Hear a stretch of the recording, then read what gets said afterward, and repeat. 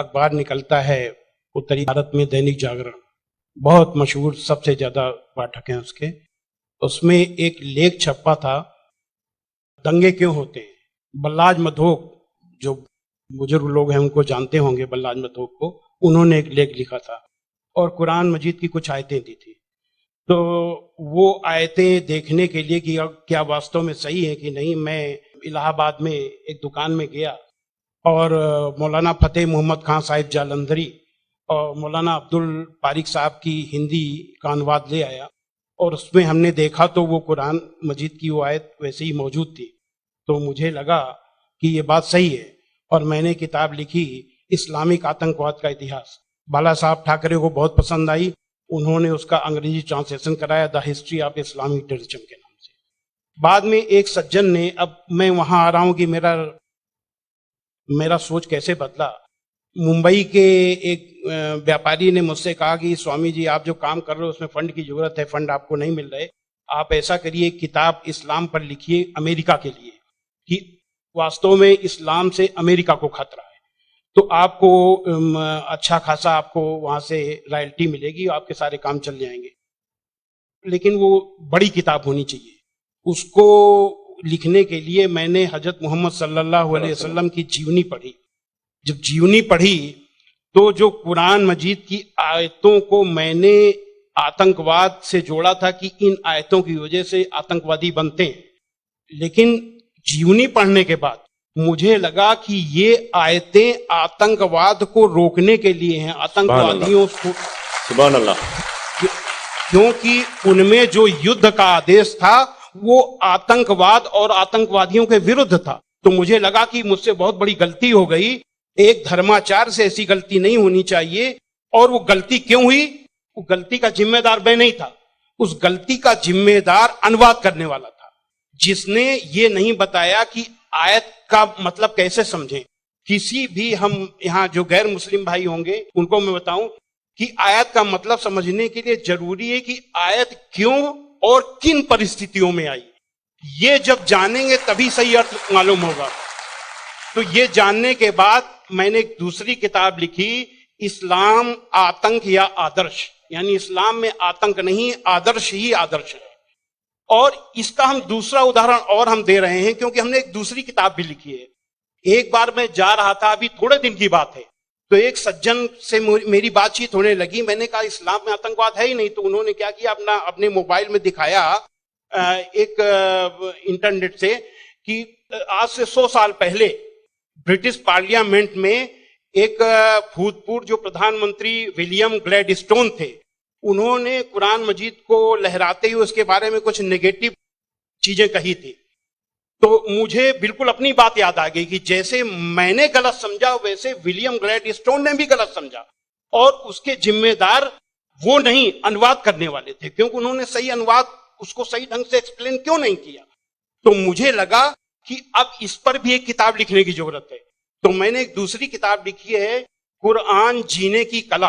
वो अंग्रेजी हिंदी में है, वो छप चुकी है जामिया नगर में, जो जमात इस्लामी के मरकज से छपी है। अंग्रेजी में इस्लाम एंड आर्ट ऑफ लिविंग के नाम से अंग्रेजी में भी छपेगी।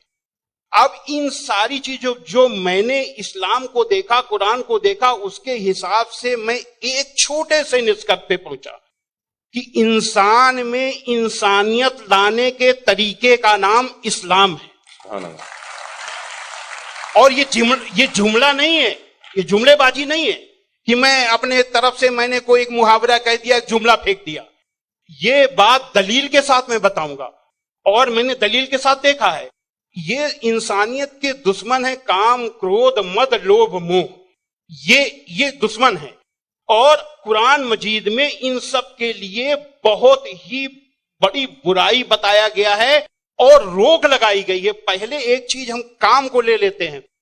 काम यानी कि किसी भी महिला को, किसी भी औरत को अपनी बीबी को छोड़ करके और दुनिया की जितनी महिलाएं हैं उनको अपनी मां, बहन, बेटी समझना, ये कुरान में बहुत ही सख्ती से पालन करने के लिए कहा गया है। अभी तक आप लोगों ने देखा होगा कि जो गैर मुस्लिम भाई सुने कि किसी भी मर्द को देख करके औरत को अपनी निगाहें नीची कर लेना चाहिए, लेकिन कुरान का क्या हुक्म है? कुरान के सूरा 24 आयत नंबर 30 में है, ऐ मोहम्मद मोमिनों से कह दो कि वे अपनी गैर जो भी महिलाएं हैं जो उनको देख करके अपनी निगाहें नीची रखा करें और अपनी शर्मगाहों की हिफाजत करें। यानी जब सुभान अल्लाह मर्द जब अपनी पत्नी के सिवा किसी को देखे तो आंख न मिलाए उससे, अपनी निगाहें नीची कर ले और मर्यादा में रहे। ये पुरुष के लिए ये बनाया गया नियम, और यही नियम औरत के लिए भी, दोनों के लिए वही नियम बनाए गए। ये नहीं कि केवल औरत के लिए। कहते हैं कि इस्लाम में औरत को दबाया जाता है, लेकिन मर्द के लिए कितना सख्ती से नियम बनाया गया। तो ये काम के लिए कितनी सख्ती की गई।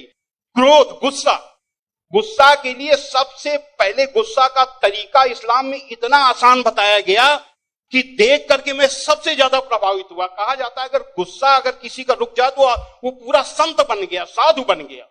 और कितना बढ़िया तरीका इस्लाम में बताया गया, कुरान में बताया गया है कि माफ कर दो, किसी के गुनाहों को माफ कर दो, और जब माफ कर दो गुस्सा खत्म। और सबसे पहले ये हुक्म दिया गया पैगंबर को।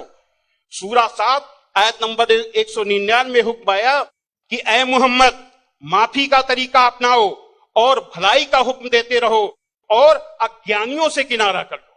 सबसे पहला माफी का हुक्म अगर आया तो अपने पैगंबर के लिए आया। और ऐसे लोगों को क्या कहा गया? सूरा 3 आयत नंबर 134 में अल्लाह का हुक्म है कि जो लोग तंगी और खुशहाली की हर हालत में अच्छे से अच्छा काम करते हैं और गुस्से को रोकते हैं और लोगों के गुनाहों को माफ करते हैं, तो अल्लाह ऐसे लोगों को पसंद करता है जो ऐसे अच्छा से अच्छा काम करते हैं। हजरत मोहम्मद सल्लल्लाहु अलैहि वसल्लम पर कुरान उतरने के बाद आपके दिल में उतर गई, दिल में उतरने के बाद आपके कर्मों में उतर गई। आपके एक एक कर्म कुरान में अल्लाह के हुक्म के अनुसार हुआ करते थे। आपने पहले खुद अपने आचरण में लिया, अपने अखलाक में लिया, तब दूसरों को बताया। फतेह मक्का के दिन वो अबू सुफियान जो आपके खिलाफ मक्का की एक एक लड़ाई में आपका के खिलाफ नेतृत्व करते थे, जब वो सामने पड़े फतेह मक्का के दिन, तो हजरत मोहम्मद सल्लल्लाहु अलैहि वसल्लम ने कहा कि आज अबू सुफियान को माफी, और जो अबू सुफियान के घर में दाखिल हो जाए उसे भी माफी। आज जो अपने घर के दरवाजे बंद कर ले उसे माफी, जो मस्जिद में चला जाए उसे भी माफी।